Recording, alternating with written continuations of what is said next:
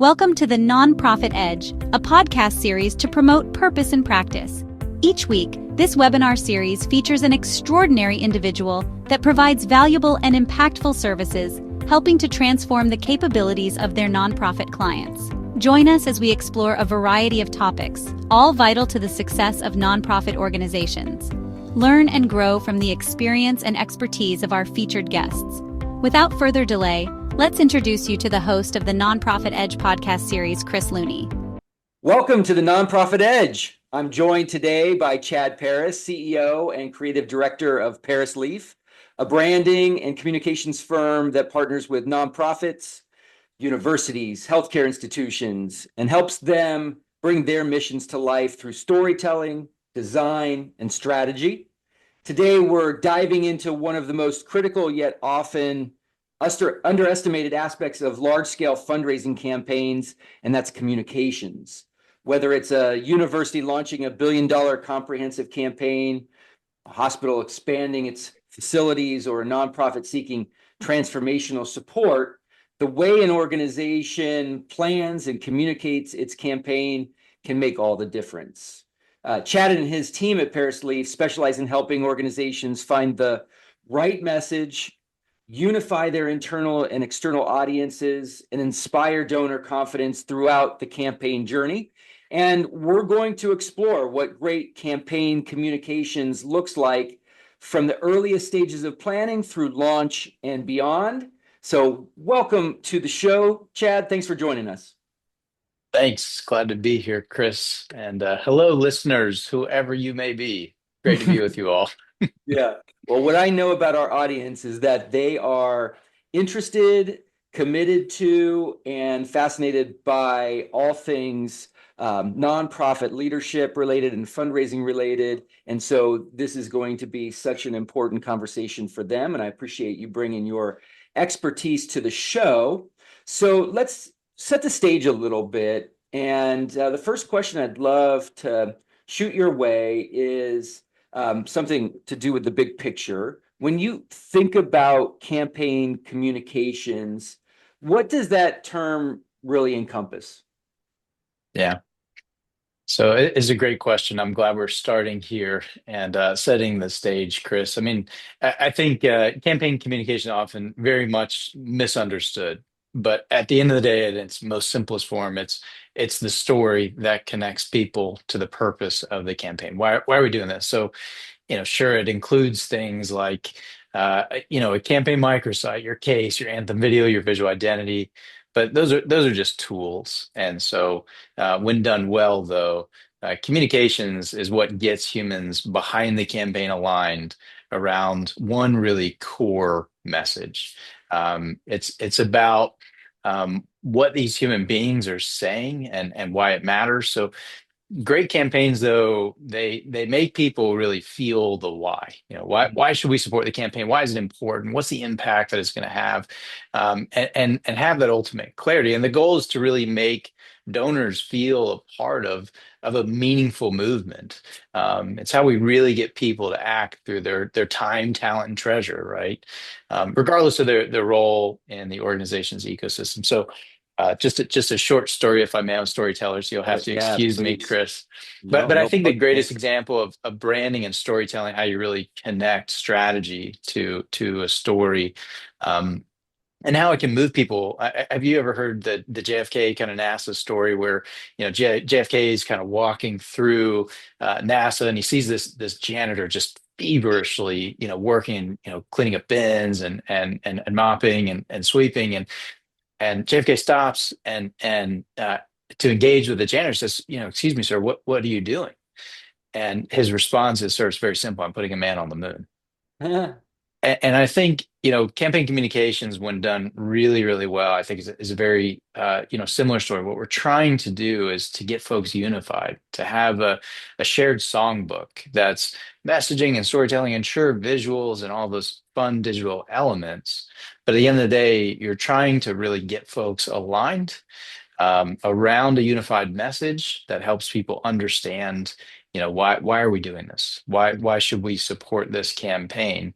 And if you get folks really aligned, you get everybody sharing that same songbook, then we believe that's really a great way to move donors, move hearts and minds. So we can into this a lot further. I'm sure we will, but I feel like that's kind of a good place to start for us.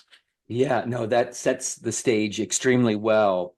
And here's an interesting spin and question. Why do you think so many organizations underestimate the importance of early campaign planning? Yeah. Another really great question. I mean, I think at the end of the day, it's really a comfort thing. Okay. I think most successful fundraisers, whether they realize it or not, are at their core communicators. They're really great storytellers. But as soon as you start throwing around terms like communications and branding and marketing, they get a little less comfortable. They tend to focus on their comfort zone of things like data, and leadership and building out talent and recruiting the right fundraisers. And they tend to, in a lot of instances, even delegate, brand and communications and story to a central communications team who, candidly, very few in my experience actually understand the nuances of fundraising and donor interest like you and I do, Right. and like so many fundraisers do. I mean, just the simple fundraising 101 fact of 50 to 100 people are going to be what help you raise about 90 to 95% of your target. That is enough to make a traditional central marketer's head spin. Yeah, good. Because they're focused on the masses. They're focused on potential current students or patients, or patrons. They're focused on parents and families and faculty and staff and docs and peers and community and leadership and board members. I mean, it's just too many audiences. And so I think it's very rare air for a centralized marketing leader to really have the experience to actually get the fundraising nuances that in so many instances it's a lot of human to human. That other 5 to 10% of that target we just talked about, that 90 to 95% that 50 to 100 people are going to make up, they understand that market. That's the masses. And those are really critical markets. They're the folks that are going to give the $100 gifts. They're the folks that maybe give $1,000 gift. But you and I both know there is no donor on the face of this planet that's clicked, maybe aside from Mackenzie Scott, that's clicked a donate button and said $50 million, from an online engagement Right. or Right. a Facebook ad. So I think most fundraisers worth their salt and who have a ton of campaigns under their belt, they will, if they're really honest with themselves, they will tell you that a campaign really is just a big marketing push. You're selling an idea that doesn't exist yet, a tomorrow that we hope to create together. But one of my favorite quotes, because you have to excuse me, I'm venturing into enemy territory here, but Martin Grenzbach, GG&A, great quote in one of our conversations once that um, he said to us, "Look, this campaign is going to be successful no matter what. We're going to hit our number, but the difference between a mildly successful campaign and a wildly successful campaign is what you guys do. It's the communications piece, and if it's done really well, it's getting people aligned behind the unified voice and the unified message, getting everybody sharing the same story and understanding the vision that this whole community hopes to really create together." So again, I say I think the best fundraisers, they're great storytellers, Yeah. but they've just never quite couched it under communications and branding. Yeah, yeah. Well, I appreciate that quote, and it's not enemy territory at all. I don't know if you are aware of this, but my father actually worked for GG&A for a long time, Did and not. so Marty and Yeah. John are good friends. Yeah. Uh, he also worked for Campbell and Company. I worked for CCS, so it's Yeah. really funny. And we Yeah. met at the Giving Institute, right? So where they're all assembled, and there's a Yeah. kumbaya Yeah. around. I should have said friendly territory. I mean, we're all fighting for the same thing, and the ultimate hope is that we're growing the pie together. Yeah. I mean, one of my favorite fundraisers of all time, Tom Mitchell, has been a great mentor of mine, previous president of Foundation at UF. when I asked him like, hey, aren't you worried about, all these other institutions who are going after the same amount of money or, same donors? I said, no, not at all. Much more interested in really, the rising tide of all seaworthy boats and really growing the pie. And he really meant that. And I really appreciated that perspective. And I think that's part of what's so different about nonprofit fundraising compared to the for-profit sector. Yeah, yeah. Tom is awesome. Funny that you mentioned him as well in this context because he was my dad's client at GG&A at Iowa UCI before he moved to Yeah. Florida, which is really awesome. And I got the chance to work with him at UCI too.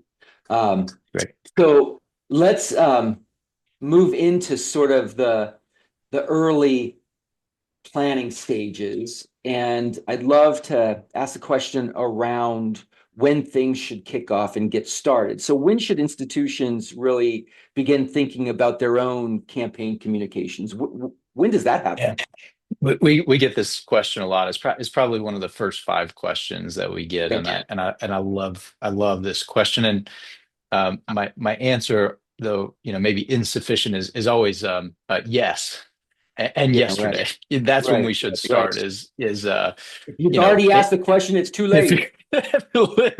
you literally my follow-up.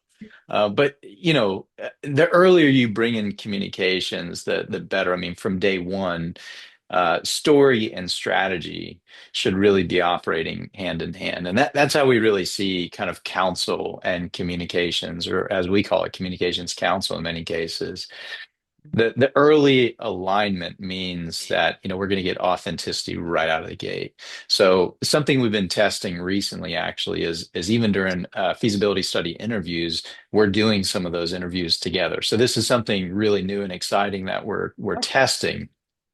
Because what we found is that in many instances during your donor interviews, you're asking a lot of the same questions, but maybe from a different lens or looking for a different outcome, right? You're looking for, propensity and capacity and appetite, right?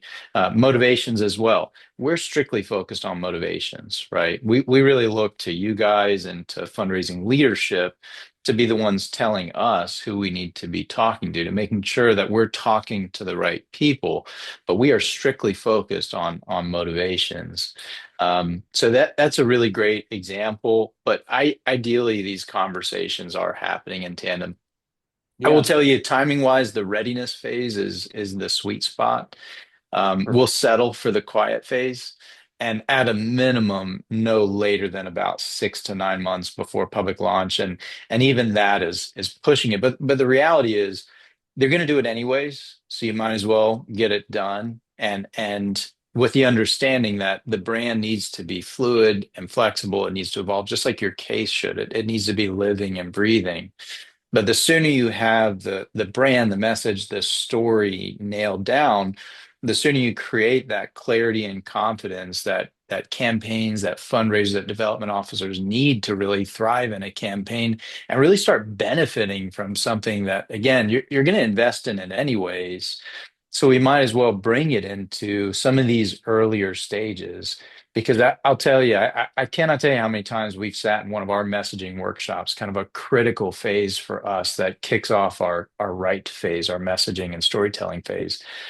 And at the end of the workshop, hearing the fundraising leadership, the institutional and organizational leadership go, man, this is like, it finally feels real. It feels more concrete than it's ever felt, right? And so Right. I think that's really what brand does, is it really makes it much more tangible. It gives it, something that you can really wrap your arms around, put your finger on. Yeah. Yeah. Well, that was very prescriptive and helpful. And I love the idea of partnering with the philanthropic counsel on Yeah. the pre-campaign planning study Yep. questions Yep. and interviews. I think that's so cool and probably super powerful too to have the two brains of the sort of fundraising consultant and the communications counsel partnered Yep. together. So thanks for that That advice. what you just said, Chris, is dream team. In an ideal world, this is literally how we designed our shop is, we sat down at the Giving Institute, we sat around fundraising council, and we heard about the challenges they were having with campaign communications agencies. And Mhm. then we literally designed our shop to complement both the needs of the shared partner, but also of campaign council, because you guys are so smart. You have so much great experience. Why wouldn't we bring you into the creative process? And vice versa. So Vice versa. ideally, we're sharing information so that, I come from a family of accountants and yet I went creative. So the formula of 1 + 1 = 3 makes perfect sense to me. Right. Yeah, yeah, yeah. Good. That's good. Your parents are horrified, but it They makes are. sense. Yeah. But my grandma's proud. She was the creative. Oh, good. Good. You can always find someone. Yeah. You can That's right. always, it came from somewhere. Mm, Well, what does the effective prep look like before a campaign goes public, let's say? yeah. I think, the first step is you got to get clear about the why. Why is the campaign needed, Mhm. more now than ever? Obviously, you have to understand, the priorities, the difference between need and want. Internal alignment, I already kind of mentioned that, but between advancement development team, central marketing communications, leadership, campaign committee, your board, and then really starting to engage the next ripples. But I think that's a really critical piece of a successful campaign is when you can get everybody really singing from the same unified songbook about, again, the tomorrow that we hope to create together. So as you know, and as I know, I mean, most organizations, they know what they need.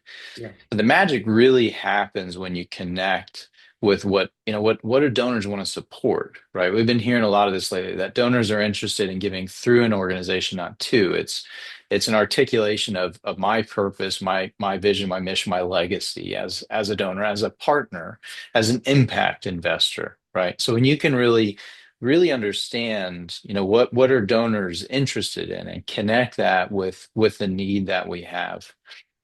But it's also about finding those institutional, organizational priorities and donor passion, and then getting really clear on articulating why it matters, what the impact we hope to create as a result. Now, many traditional fundraisers they'll tell you this is just a case for support, right? But you only have so much time to really pique a donor's interest. I heard a higher education institution have this in their brand guide read this week. People don't read anymore. And so to expect that a donor's going to sit down and read your 15, 30, 45 page case versus having a conversation. Now, not to say, a case still has its place, but you have to earn the right to ask for that amount of time from a donor. Right. Initially, where it starts is with the hook. What are we doing? Why does it matter? What's the impact that we hope to create together, right? All of those things really need to be articulated. So I think, what a lot of effective preparation looks like is that unified songbook. But that really starts with, what we like to say, strategy starts with who you talk to, right?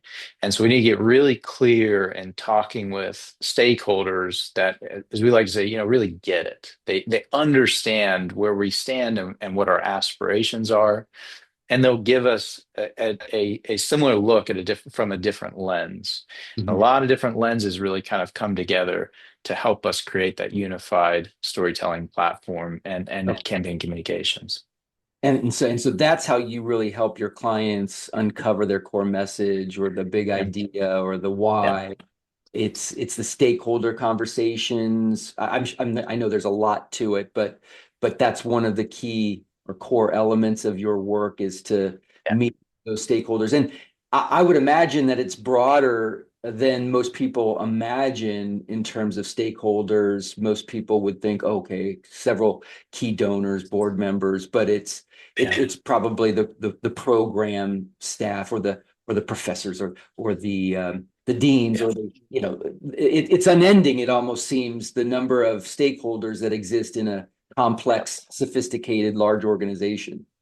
Yeah, it's the leaders, it's the patients, it's the students, it's the communities that we're serving.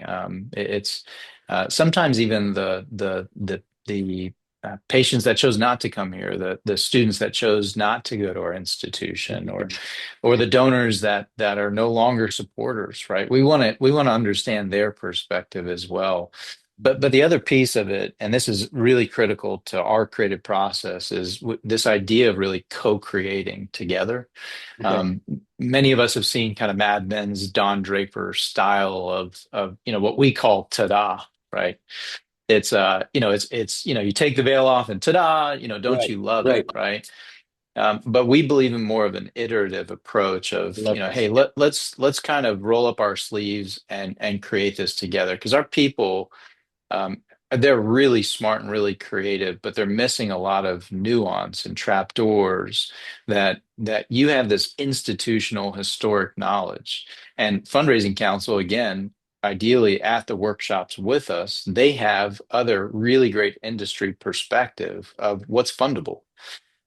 And so all of those ideas come together, and we end up co-creating both the messaging, storytelling framework, and then ultimately the visual framework as well. So, Yeah. So I guess you this know, is where you start defining yourself as a partner with the exactly. organization, as opposed to, You just said my favorite word, Chris. yeah, good, good, good. Well, I love the Don Draper reference. That's awesome. But I think it's worth reiterating too. I love what you said about people giving through an organization and not to an organization. That's such a powerful concept that I don't hear a lot, and I Yeah, that that has some real great traction for me. And then just this concept of co-creating in partnership with yeah. your clients, which makes them Well, feel engaged and feel good about the process and no surprises. yeah, And yeah, the ta-da is scary. I mean, there's no reason yeah, it should be that shrouded in mystery and scary, because you're yeah. just apt to, offend or find something that people hate, I guess. Yeah. I mean, as a shop that used to do ta-da, I will tell you, it feels awesome when you stick the landing. But that's only 50% of the time. And when you have Right, that kind of right, Don Draper moment, they go, "Oh my right. God, this is the most brilliant creative idea I've ever seen." It feels so Yeah, good, yeah. but it is so inefficient. And the one thing that is the most resource constrained at nonprofits is time.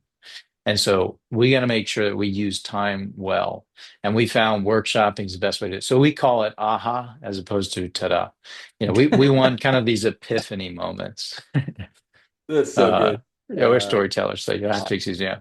Probably, thankfully, I'm not a copywriter at Parisleaf. I just more on the strategy side, but I do like to think of it kind of in those aha terms. no, that's great. Aha, and not ta-da. I'm taking so many good notes. Anyway, well, what are the big mistakes that you see organizations making in these early stages? What are they doing that they shouldn't be doing? You mean like not hiring us? Yeah, exactly. Yeah, yeah, yeah, yeah, yeah. Aside from choosing another agency, what mistakes are there? I know you get hired by almost everyone you pitch to, so don't give me that. But when they don't have counsel, let's say, Yeah, or they don't hire the right kind of firm, no yeah, firms being named here, but yeah, what are the mistakes that get made most often, and are just maybe even the ones that are just um, yeah, the things that should never mistakes that should never be made. yeah. First, I want to go back. Yeah, I mean, I said that kind of jokingly. We're not the best fit for everyone, and I think right fit is so important. I mean, you've seen this in your career, and so much of this work is about relationships, and you're working together in the trenches for years. Very much like hiring a really close employee or partner or colleague, right? You got to have really great chemistry. So we don't win every pitch, and that's okay. But you've seen this firsthand. Like when you find that right chemistry, you just make magic happen. Right. So I think that is kind of one of the mistakes is maybe people. get distracted by the bright lights, the razzle dazzle, Mhm. looking at a portfolio and go, wow, this is such great work. And then forgetting to be like, well, but would we actually enjoy working together for the next few years? Right. Right, It's a right. really important piece because at the end of the day, it's people. I would say, the next piece is just rushing. It kind of goes back to that timeline question of, Mm, not thinking about this early enough. good. I told a potential partner recently, you better tell them what the brand is before they tell you what it is. The decision's kind of made for you. A lot of ideas are coming in on, what the campaign name should be, and it's like, gosh, we're so far out ahead of our skis, and you better start driving this process, or someone else is going to start driving it for you. I Mhm. would say, the third piece, beyond, chemistry and timing, is really skipping alignment, not doing the intentional work of getting everyone at the table and getting the right folks aligned at the right stages in the process. Again, it's such a human to human movement that you're really creating here, especially in those initial phases. That initial energy is so critical, before you go public. As we know, traditional counsel would give you advice, you're going to go 50 to 65% of target before you go public. That's a lot of groundwork that needs to be laid. And so making sure you're inviting the right people to the table, the right data to the table, the right partners to the table. The fourth would probably be, not inviting counsel to the creative table, and vice versa. Again, this idea of 1 + 1 = 3. We should be in lockstep as really critical advisors to the fundraising leadership that we're working with, and absolutely sharing information with each other, because we're going to be there at different stages, hearing different things, and we can really strategize together. Us from the communications lens, and yours from more of that, strategic data driven lens as well. That's awesome. But I would say additionally, two more things, really treating this like, just another project with a brand wrapped around it. We see that a lot, and that really kind of takes you to the last piece. And I mentioned it earlier, but it's delegating one of the most essential ingredients of the campaign uh, to central marketing department and leadership, because they know branding and communications. But again, you do too. I think, again, you just didn't know it was called that. So I would say those are probably my 5 or 6 really big mistakes that I've seen along the way. But that last one, I got to tell you, Chris, um, fundraisers need to lean into the discomfort. I heard a Lane Kiffin special recently. Lane Kiffin's hot right now, especially in the South. But he was talking about, the importance of being comfortable, being uncomfortable, Mhm.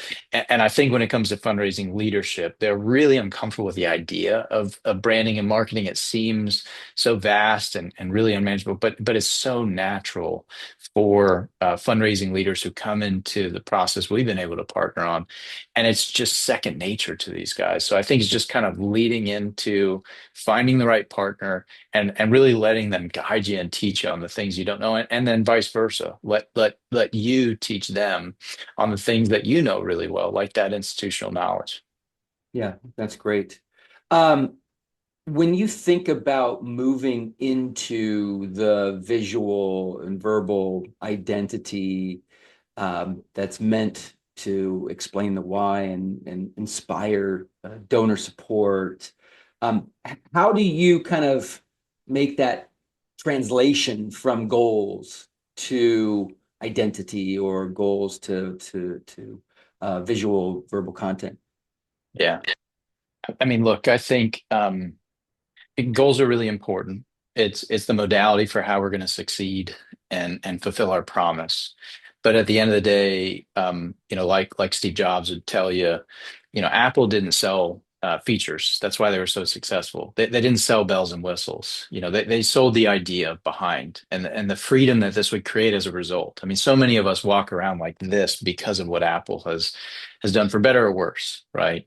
I don't think they fully realized, how connected we would end up being. But that was so much of what they talked about. It wasn't you're going to be able to touch your screen and access your social network so quickly and be able to communicate so much easier. That's bells and whistles.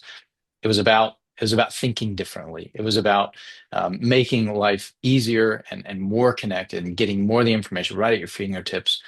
Um, so I think in a lot of ways, goals are really the bells and whistles, but the best way to inspire is through authenticity. Every institution has the meat. It's the programs, the proof points, the reasons to give, but very few really tap into the sizzle. Mm. And it's that emotional spark that makes people say the three most magical words all fundraisers really look for from a potential partner and donor is tell me more, right?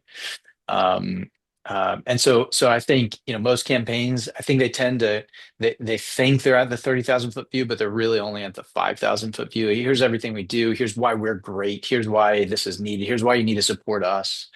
But the goal is really to lift it even further into the 30,000 foot view. What's the bigger story? What's the vision that donors just desperately crave and want to be a part of this movement? And I really think we believe that that's where inspiration lives, is when you really marry authenticity with vision. How are we going to do this and approach the world in a way that's incredibly authentic to our organization in a way that no one else can? I think that is your major differentiation, Spark. It's the one thing that you can't take away. As Dr. Seuss said, you are you. That's truer than true. There's no one alive who's youer than you. I think you, as an institution, as an organization, as a brand, that is what makes you more authentic and more different than anything else. It is that authenticity. Yeah, great Dr. Seuss quote there. That's facts. There's research behind that quote. Yeah, exactly. Exactly. I challenge you to prove it differently. Um, My 3.5-year-old would absolutely have that debate. yeah, but if you debate it, you have to put it into Seussical language. But that would be fun to have a Seussical Oh debate. man, Yeah, yeah. I That's the never only kind of debate with debate my I three want and a to half have. year old. Yeah, Yeah, my God, he's a great negotiator. Oh yeah, man, I'm sure of it. I'm sure yeah, of it. it's Um, relentless.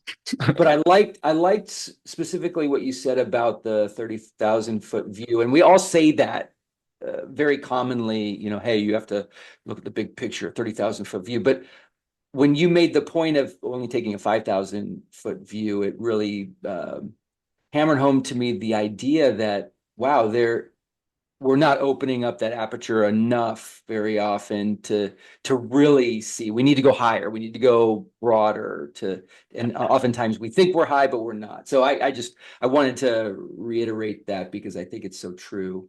Um, Yeah.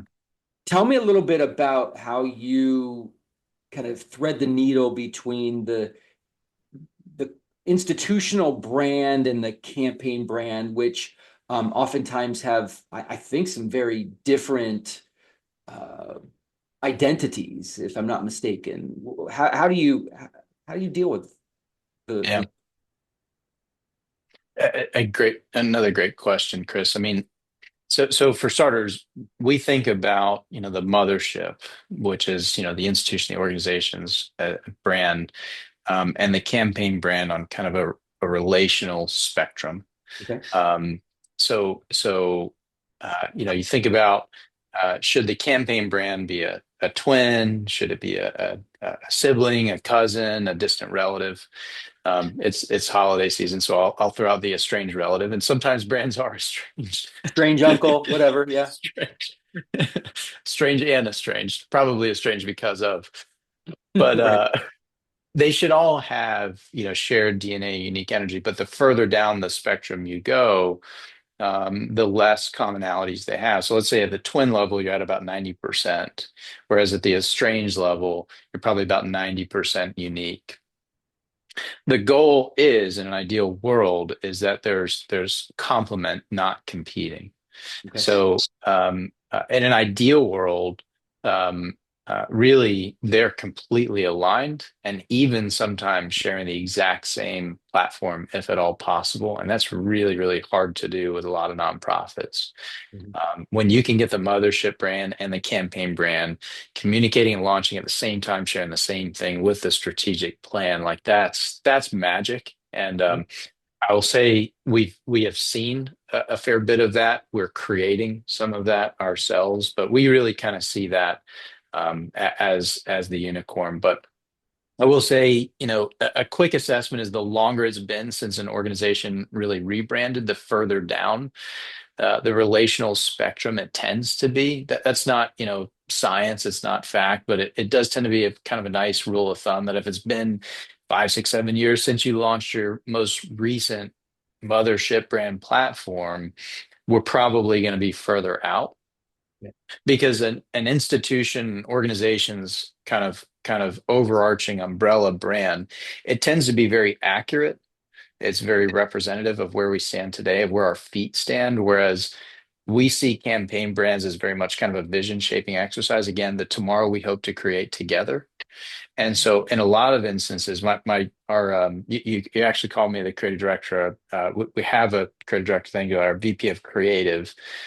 You don't want me to be your creative director, basically. But he came up with this great metaphor that in many ways it's like an inchworm that the campaign a lot of times is going to go out ahead of where the organization stands today, and then the institution, the organization catches up. Hmm. And that's really kind of the organizational brand as well. So that is something we spend a lot of time thinking about. Thankfully, we come in with very little ego when it comes to what that relationship needs to look like. But we do need to spend a lot of time really establishing that and understanding how closely aligned do the two need to be, how much shared DNA do they need to have. This is really, really important. Otherwise, what you end up creating is a competing branding environment. Yeah, yeah, that's great. Such good advice. You've spoken frequently about the power or need for good storytelling, uh, maybe some emotion in there. And I'm just wondering what thoughts you have on how how you develop the right stories, or what are the stories that you think are worth telling, or just how do you think about storytelling to begin with is in the context of campaign fundraising? Yeah. So I think again, going back to, fundraisers really are excellent storytellers. I think a lot of times why we're hired is to tell the aligned, kind of conclusive, the shared overarching story that is very much the container that all these other stories can fall within. I think our job is to go out and collect as many stories as possible. But our job more than anything else is to ask the why behind those. Why did that happen? Why does this exist? Why do we need more of this? And then define that kind of those unifying what we call strategic through lines. What are those through lines that connect each of these stories, no matter what stakeholder that we're talking to? So our job is very much on the umbrella. We in many instances will come in to work to capture those kind of day-to-day stories that really transform investment into impact, Yeah. so that we can show a great reporting of an investment that's really important to donors. But in many instances, we really start and focus predominantly on the umbrella. But the way we like to look at it is, data informed story transforms. And actually, there's a really great book that just recently launched by an author and speaker by the name of Chirin Koshi. He wrote a book called Neurogiving and talks about the importance of balancing the rational and the emotional, because ultimately it is stories that move donors to support. It is the heart and the head. The heart really gets people hooked, and the head really kind of just helps you justify it. And so if you tell a donor a story that really inspires them, that gets them to those three magical words of tell me more, they're already halfway there. And at Mm. that point, they're just looking for confirmation of what the heart's already decided. So the stories are really, really, really critical. But I think so much of the hardest work that needs to be done is how do all those stories connect to create that platform that creates those tell me more moments. And then we get to share the impact stories. And then we get to share the kind of impact your very specific gift could make as a result of your investment. But at the end of the day, I mean, it really comes down to trust. It comes down to building trust. Why are we the organization that you're investing in when there are almost 2 million nonprofits nationwide? Why would you choose us? We've got to Right. find that kind of overarching theme and connection point to start to build that trust, to then be able to reinforce it with other stories. Yeah, that's great. In thinking about going public on a campaign, this is a difficult topic because I don't think a lot of people capture the true nuances and differences between campaign types and and what needs to be accomplished prior to going public. I mean, I often counsel people between the difference between a comprehensive campaign and a over and above campaign, which would signal dramatically different timelines to go public and requirements. But as I kind of like think about all campaigns, they do have one interesting element that needs to be accomplished from my perspective before going public, and that's to make sure that you've communicated properly about the initiative with all of the family members, I guess, of the institution before it goes public. If you're thinking about a big tent, and a wedding or some big party, you want to make sure that everyone that you care about deeply or that has a stake in the institution is in that tent before you kind of go public to the broader community. That's just my simplistic way of thinking about the quiet phase versus the public phase. But I'd be interested to know how you think about the quiet phase versus public phase, and when you counsel organizations to go public. Yeah. Yeah. So, I mean, we tend to follow your lead here as far as counsel is concerned, and we do agree that you really want to try and raise about 50 to 65% of the target. And I think there's so much work that needs to be done in the quiet phase beyond just the target, though, and I think it does come down to that internal alignment. It comes down to all those families singing from the same unified songbook. I mean, I think that's just absolutely essential. Clarity leads to confidence, and confidence builds credibility. And so, if the team's not organized, if it's not aligned, your donors are really going to feel that. Um, I think same with any brand experience you've ever had as a consumer. So think about, the Ritz experience, or even Motel 6 for that matter, right? Like you know what to expect regardless of where you're staying, and really for that matter, any brand in between to some degree, you know what to expect. So much of that is because there's clarity and there's alignment. That alignment as a consumer builds confidence that I know exactly what I'm signing up for. Same goes for a campaign. So I think there's the intangibles of that alignment that you need to ready the ships.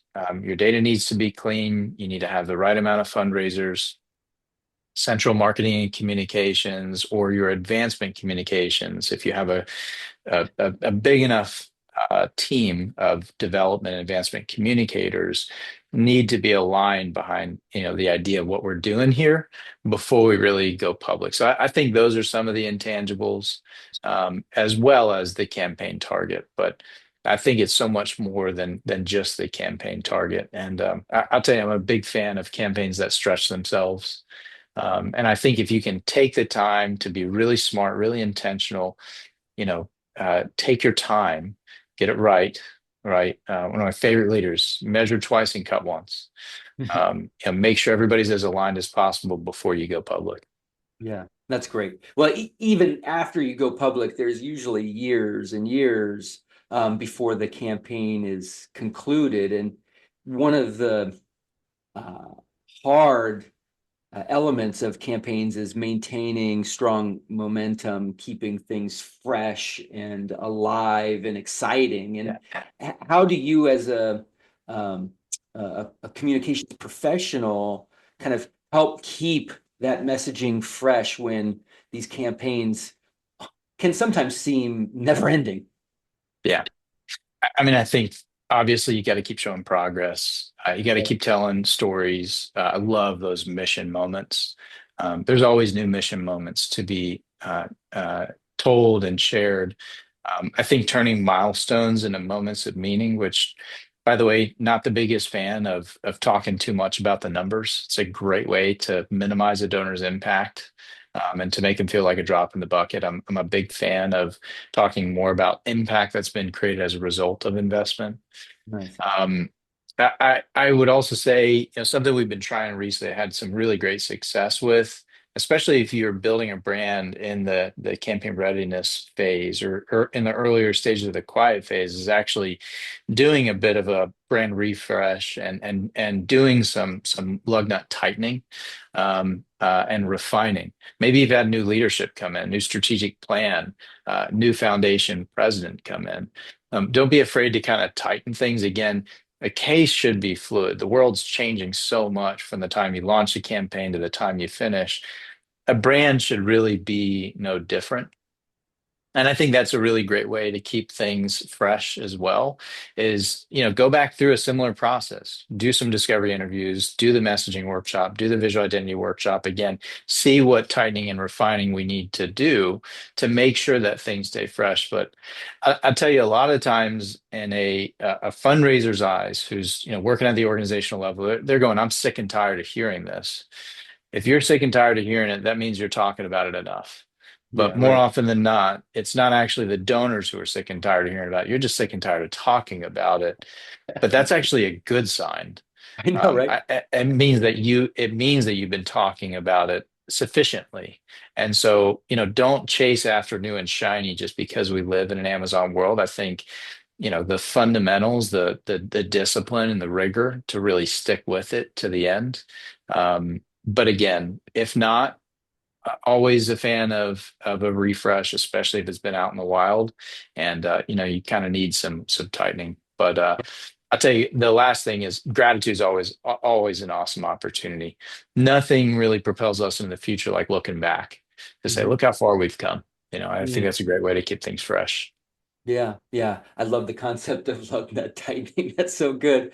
But it's really true. And uh it's nice what you said to connect back to that concept of really making sure that things are fresh, that things are evolving, that this is something that needs to maybe evolve and change over Yeah. time. And there's nothing wrong with that, right? There's an expectation maybe that over a 5, 7, 10 year period, things are going to change and things need to be different a little bit um, as you go through. Yeah.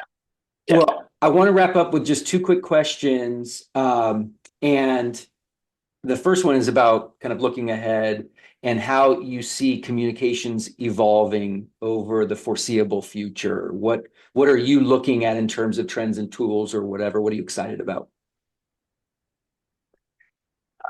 Well, I mentioned a few of them already. I'm excited about creating more alignment between, counsel and communications. Great. Um, I'm excited about challenging more fundraising leaders to really step into the role, step into their shoes of being storytellers and really owning the brand.